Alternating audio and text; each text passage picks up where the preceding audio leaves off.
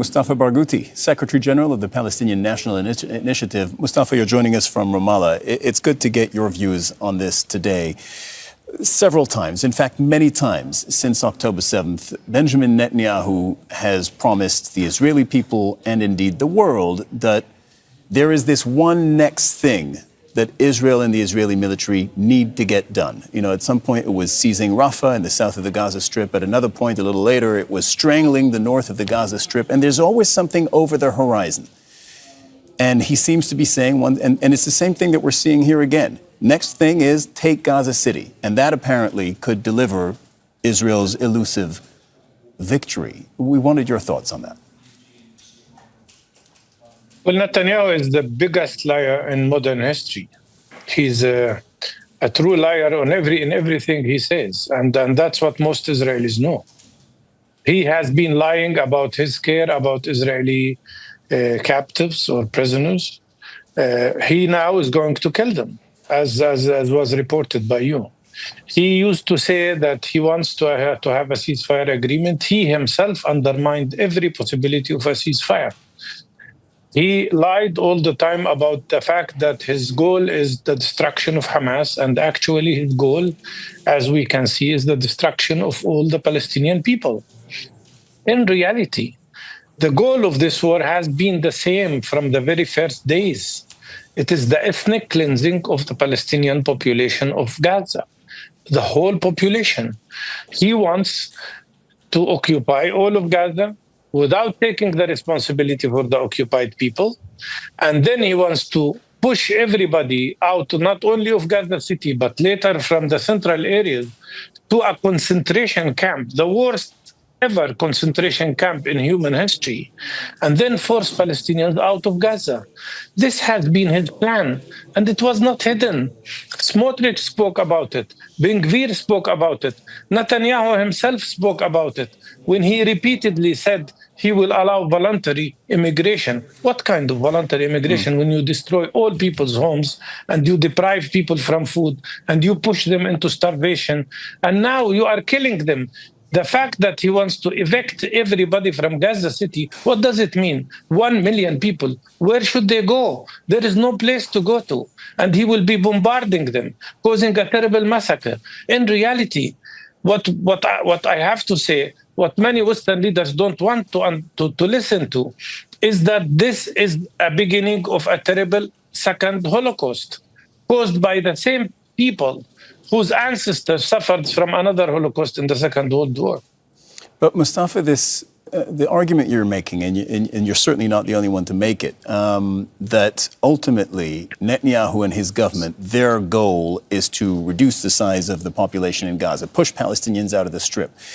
I mean, there is no doubt that they have laid waste to the Strip, that they have inflicted immense suffering upon the Palestinian people, but they haven't actually managed to push them out of the Strip. That hasn't happened. So I mean, realistically, where does Netanyahu and the far right who are pushing for this plan, where do they realistically think this will end up? Because Egypt says it's not taking the Palestinians. Jordan is not going to take them. The international community, to the extent that there's a red line here, the international community has laid this as the red line, that Palestinians shouldn't be made to leave Gaza. Like every settler colonial system, he dreams about annihilation of the Palestinian people, whether by killing them or starving them or pushing them out of their country. And by the way, that applies not only to Gaza Strip, but also to the West Bank.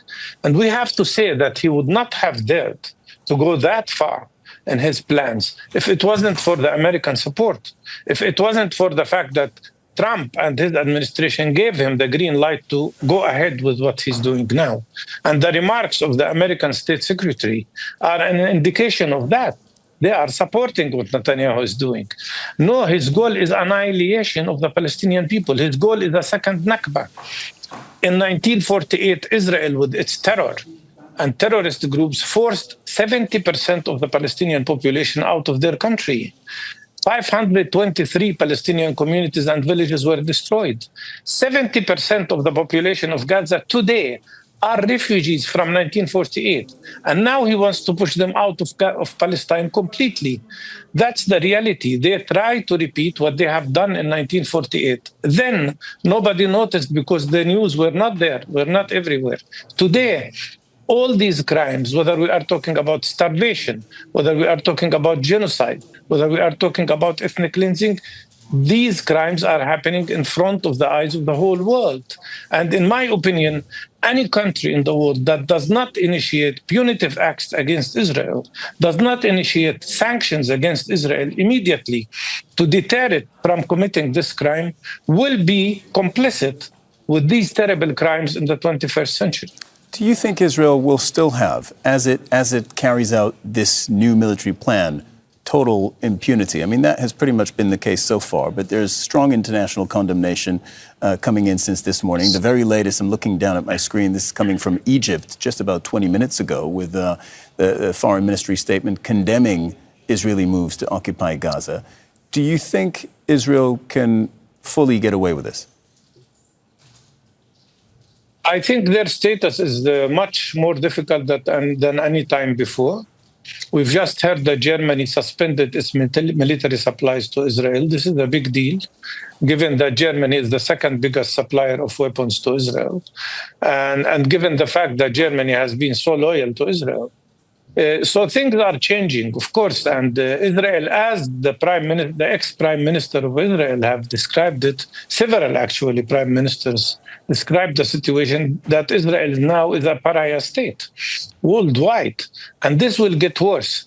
But the problem is, when will that translate into deterring Israel from doing what it's doing? Should we have 2 million Palestinians killed before that happened?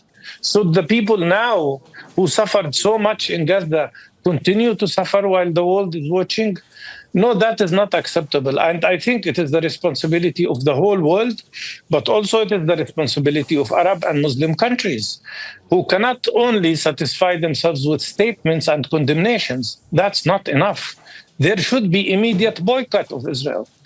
All Israeli ambassadors should be kicked out if they are in some of these countries. The normalization with Israel that has happened should be cancelled.